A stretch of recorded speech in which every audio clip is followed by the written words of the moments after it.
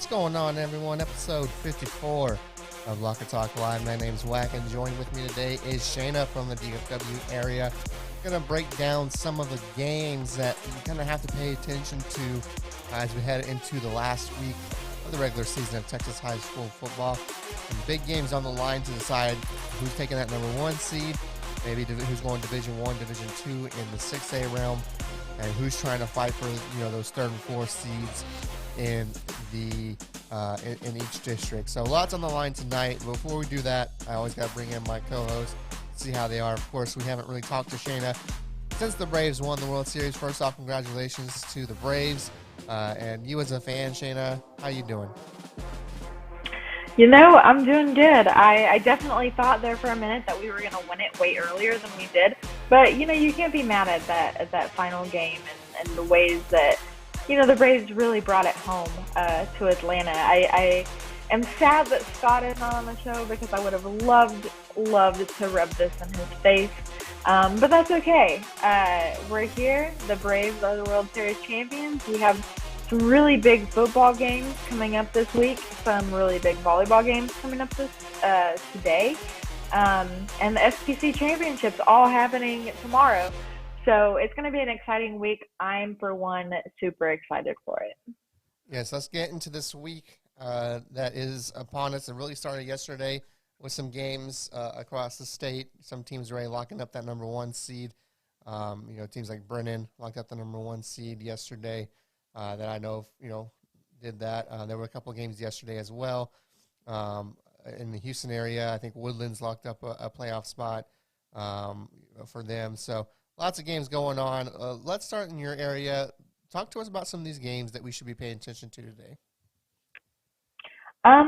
So I think there's quite a few games that are going to be really interesting to watch in the DFW area this week.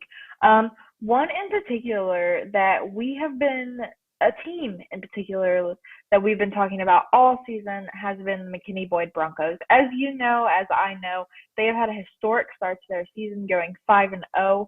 They had some bumps and bruises along the way, but to come to the final game of regular season and only have 2 losses to your name is not a bad way to start. However, they're going to be playing against Prosper Eagles. And I don't know if you saw last week, I'm sure the entire state saw last week, that Prosper defeated Allen, which is a big thing, especially in the DFW area when no other DFW area team has been able to post that win against Allen this season. You have quarterback Harrison Rosar. He's had an absolutely special season for the Eagles. He's thrown for 22 touchdowns on just over 2,000 passing yards, and he's also rushed for, I think, 4 rushing touchdowns. But McKinney Boyd, Ryan Shackleton has also had a really great season. He has thrown for less touchdowns with only 14, and he's thrown for just over 1,300 passing yards. But he's steady in the pocket. He's throwing a 63% passing completion rate. The offense has been steady, and the defense has been pulling that energy from the offense to make big stops all season long. I think it's going to be a really big game. I think Prosper is riding high on that Allen window. It could go either way. I really believe that. Will McKinney Boyd post a really great season? They already have. Will Prosper use this to power a win over McKinney Boyd? I think it's possible. What do you think? Well, this one's interesting from the simple fact that there's really nothing gained or lost with the loss except for bragging rights, right? So this playoff, the seedings have been matched up, right? Because Prosper is going Division II, because Boyd's going Division I. Both of those teams are the number 2 seed respectively in those divisions. So there's not anything up, and there for them, 1 through 4 is locked in for District 5, 6A. So there's, if you lose, you're not missing the playoffs. So the only thing is up for grab is bragging rights, right? And so I think maybe if you're Prosper, maybe you don't want to lose after such a roller coaster of a win last week.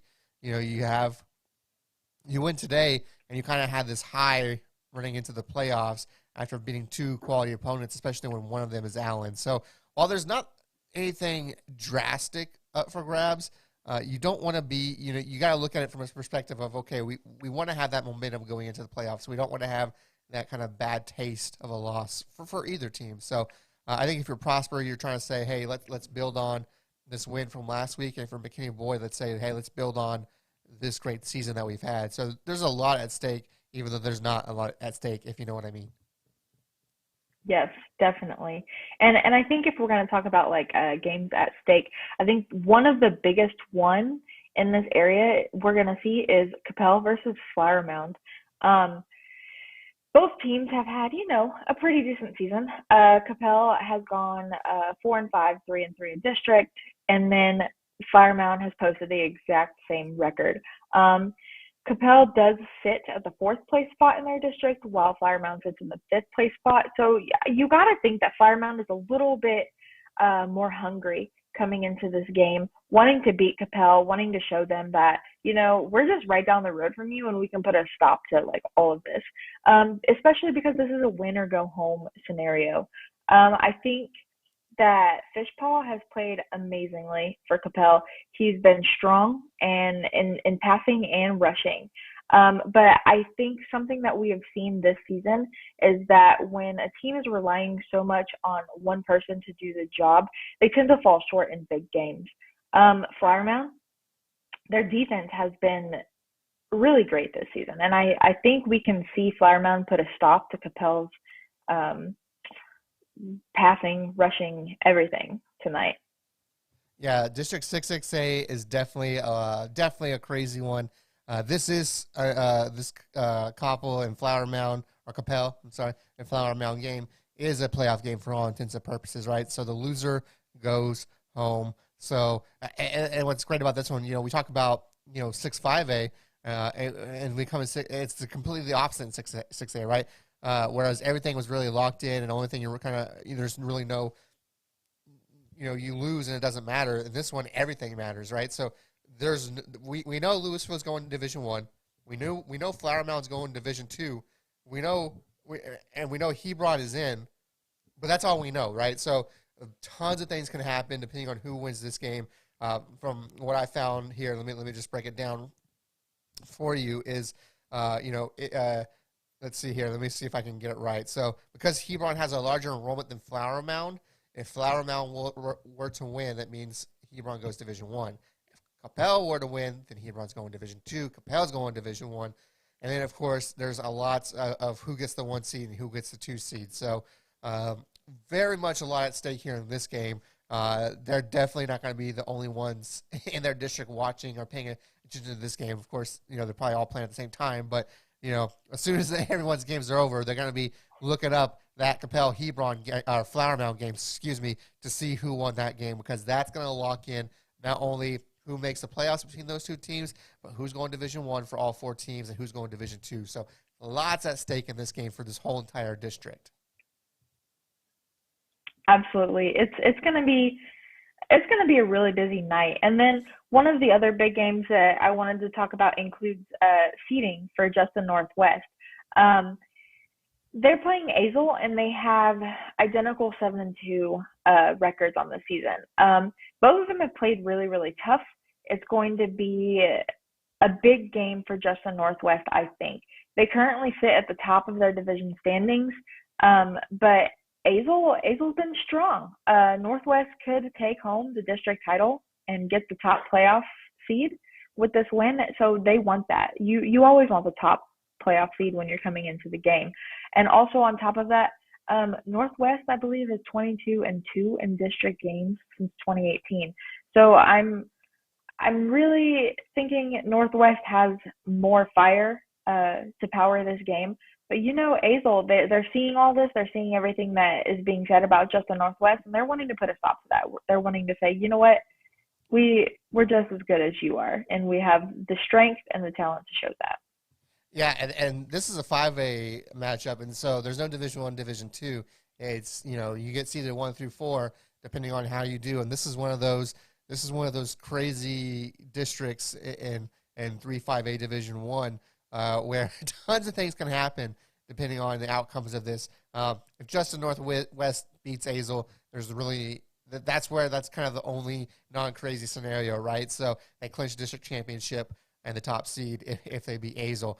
But if Azle wins and Fourth Brewer wins in that district, there's going to be a three-way tie for first, and then it's going to come down to, okay, the point differentials to really decide who gets that top spot. And then for the fourth spot, it's kind of the same thing. So Abilene Cooper can clinch the fourth spot with a win over Crowley, but if Crowley beats Abilene Cooper and Granbury loses to Saginaw, then Crowley clinches the fourth seed. But if Crowley beats Abilene Cooper and Granbury beats Saginaw, if Abilene Cooper beats Abilene Cooper, or if Crowley beats Abilene Cooper, and Granbury loses to Saginaw, then Crowley gets the fourth spot. But if Crowley beats Abilene Cooper and Granbury beats Saginaw, then there's a three-way tie for fourth.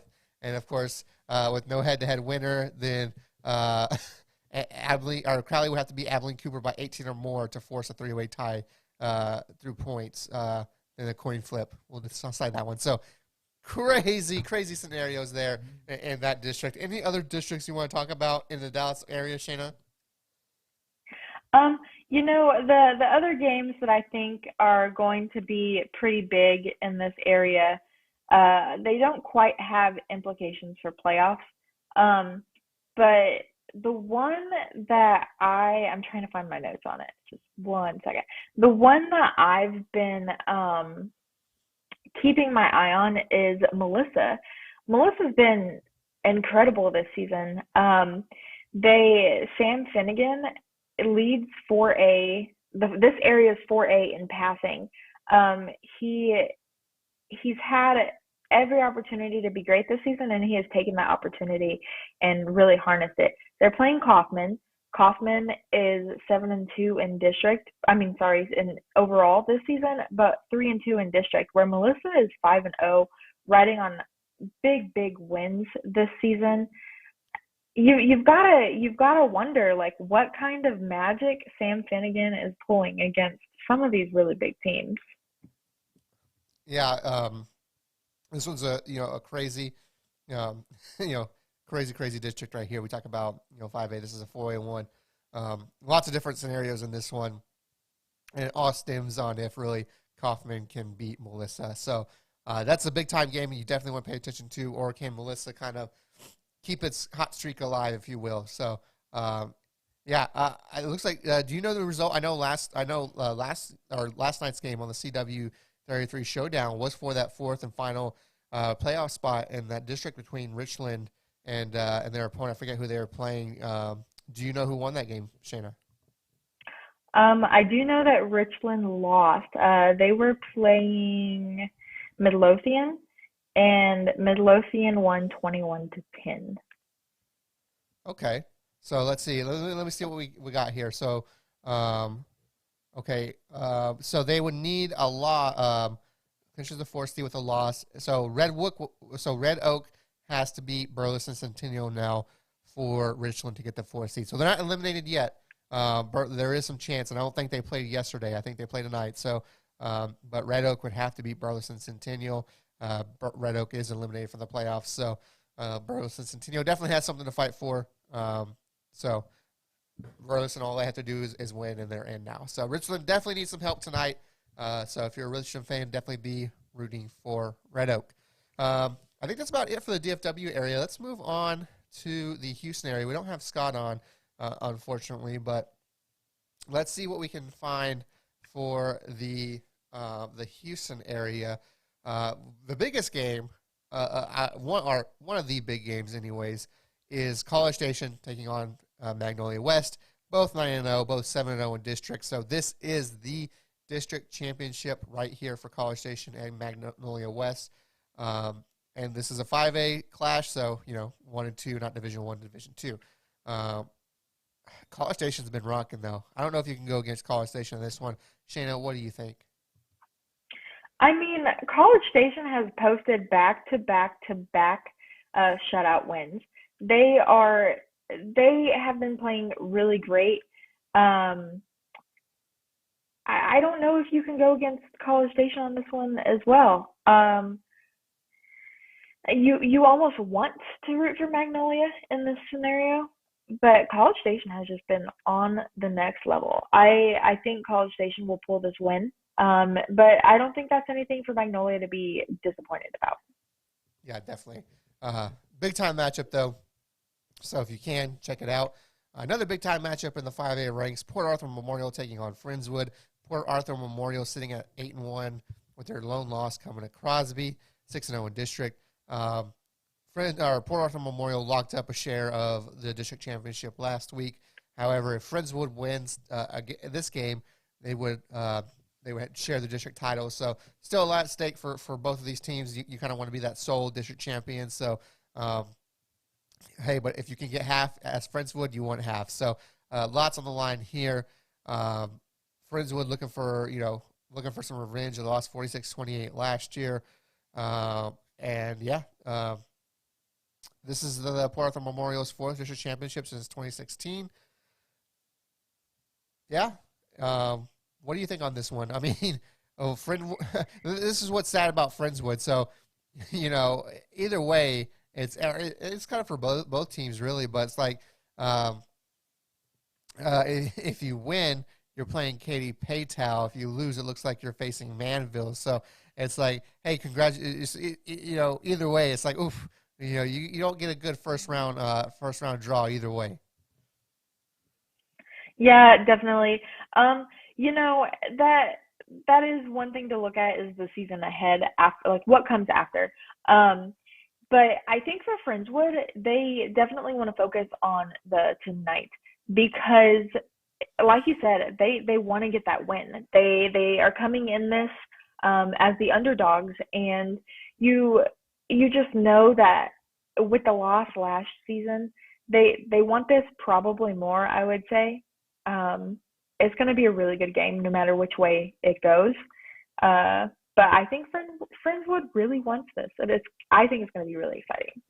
Should be an exciting one indeed. Let's move to the San Antonio area now, and let's talk Smithson Valley taking on Steele, number 2 in the San Antonio area, and Smithson Valley, number 5 in the San Antonio area, by the San Antonio kind of community. That's how they're kind of, I think in our rankings, I think Steele happens to be, I think, number, I don't know where they're at in our rankings. They're somewhere in our rankings. I know that. But, Battle of Steele's one of the lone unbeatens in San Antonio. Smithson Valley had that loss to Judson a couple of weeks ago. Excuse me. This one's big. I think, obviously, I think Steele, or Smithson Valley obviously has a chance to get that share of the crown there. What do you think about this one? You saw my picks, so you know that I definitely am going for Smithson Valley in this one. But either way, it's going to be a really good game. Smithson Valley, they did get that one loss against Judson. I don't know if you can be too hung up on that, though. You do have a really strong quarterback in Steele, though. He's played great, and I don't not playing great tonight. He's going to have a good game, but you've got to put it to Smithson Valley's defense. They've put up big stops when necessary to win games that are necessary for them to win. Now, tonight isn't necessarily a win that they absolutely need 100%, but they want to finish the regular season strong, and I think we're going to see them do that. Yeah, it should be a great one indeed. Kind of an off-the-radar one for the most part. Hondo at 4-4, 3-1 district, taking on Carrizo Springs, who's 9-0 and 4-0, looking for an undefeated season. They've played each other 3 times prior, with Hondo winning all of those meetings, and they've outscored them pretty handily, 138-21. But now you're talking about a Carrizo Springs team that's going for not only trying to get that district title outright, but they're trying to get an undefeated season. What does it mean for a team to have to go in trying to get that undefeated season? It means everything, especially for Carrizo Springs. Did you say Hondo's beat them every meetup? They obviously want the undefeated season. But to win over Hondo, to come in and say, look at our season, look how great we're doing, we're going to finish it even stronger by doing something that we haven't done before. I think it means everything. It means everything going into the playoffs. It gives them strong hopes for a really strong state run. And I think we're going to see them do it tonight. We're going to see them shut down Hondo. Well, what's crazy about this one is obviously if they win, they claim outright. But if they were to lose, and let's see, if they lose and Divine also wins against Crystal City, which most likely they would, you would have tri-district champions because they would all have one loss in district. So, and it's all kind of mixed up, right? So, so very, very interesting district to look at if Carrizo Springs was not able to pull off the win. If they are, then they get the outright and it's fine. But crazy stuff if they happen to lose and Divine win. So keep an eye on that district. Let's move to Austin now. And I think Austin, probably one of the biggest ones is Vandergrift and Round Rock tonight. If Round Rock beats Vandergrift by at least 3 points or Cedar Ridge loses to Hutto, Round Rock will be the number 1 seed. But if, number 1 seed in D1, I should say, because this is 6A, mind you. So, but if Vandergrift wins, they're going to win the district title outright. So, Vandergrift is locked in as the top seed at D2 no matter what. So, but hey, as we know, that D2 has Katy and it has Westlake. So, hey, congratulations. You may get the top spot in D2, but you have, if you do your job early in the playoffs, you have Westlake and or Katy waiting for you at some point, most likely. So, big, or maybe, so maybe both, right? So, it would most likely, I think it would be if most likely the way things would work out is probably in the regional kind of finals. So right before the semis is if Vandergrift and Westlake made it that far, I think they would play each other. And then the next week, if Katy was there, they'd play Katie's in the semis. So not an easy task for Vandergrift, right here. Another big game, and I'll let you talk about both of these if you want. Westlake and Lake Travis. This one, again, really doesn't matter in the scheme of Division I, Division II. Lake Travis is going D1. Westlake is going D2. They both locked up the 1 seeds there. Let me see. Yes. So they both locked up the ones there. But this is for bragging rights, right?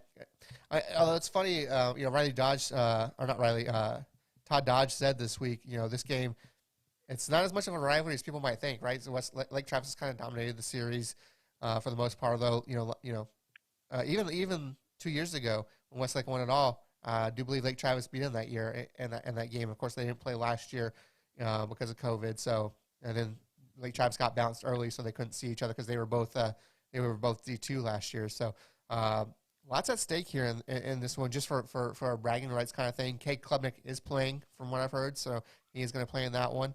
What do you think about both these matchups, Vandergrift Round Rock and Westlake Lake Travis? So, I think Vandergrift, I think we'll see them post district championship season, Seoul district championship season.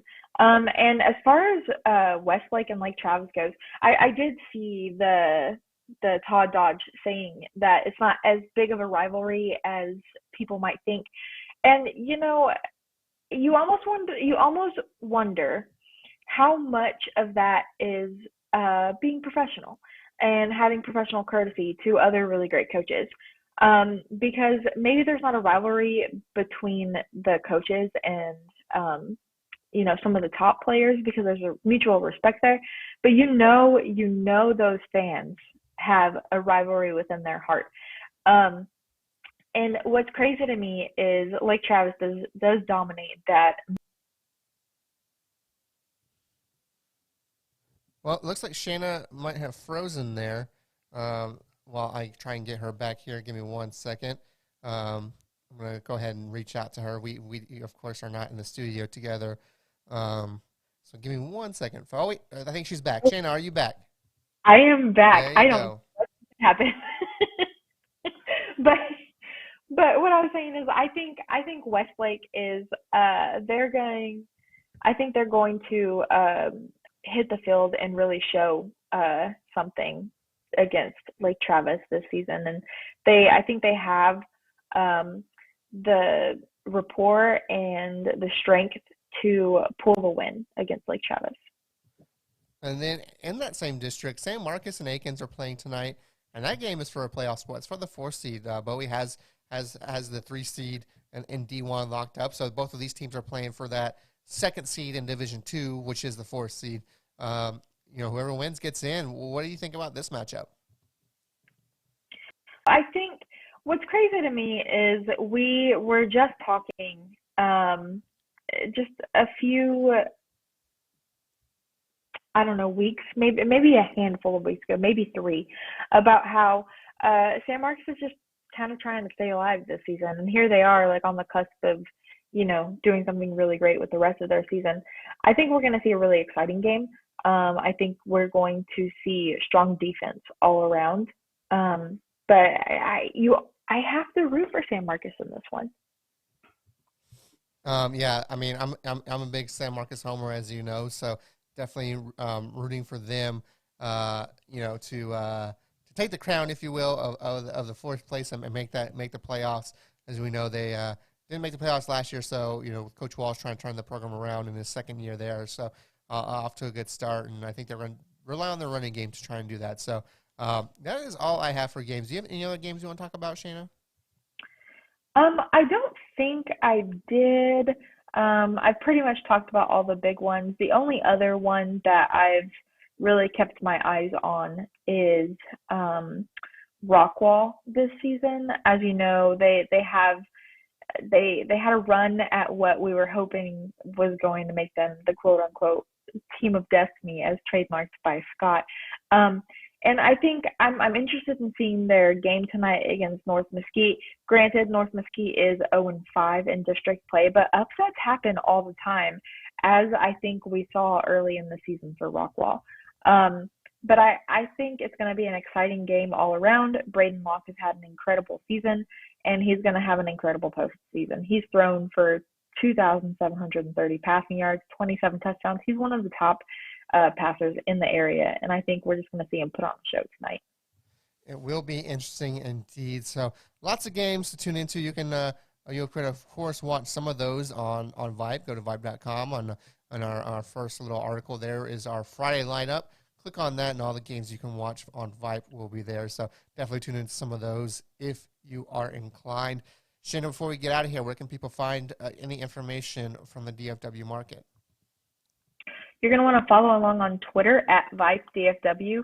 We have content coming out every single day. And then especially on Instagram at VYPE_DFW. We have great pictures, great stories. This weekend, I'll be at one of the STC championship games in Episcopal School of Dallas versus Kincaid. It's going to be really exciting. We're going to have lots of content coming out all weekend, so be sure you're following along and paying attention. And, of course, you can go to Houston. You can go to VYPE Houston on Instagram and Twitter. Austin San Antonio, VYPE ATX, VYPE SATX. And, of course, if you are not yet, come on VYPE Insider today, folks. Some premium content that you will not find if you are not an insider. Only $2.99 a month, or if you pay the lump sum up front. So one big lump sum up front, it comes out to $1.99 a month. Very good deal for you folks. Definitely sign up if you have not already. Again, if you are so inclined, watch some of those games tonight on VYPE.com. If not, hey, we'll see you at the games. I'm Wack. That's Shayna. Have a good Friday, everyone.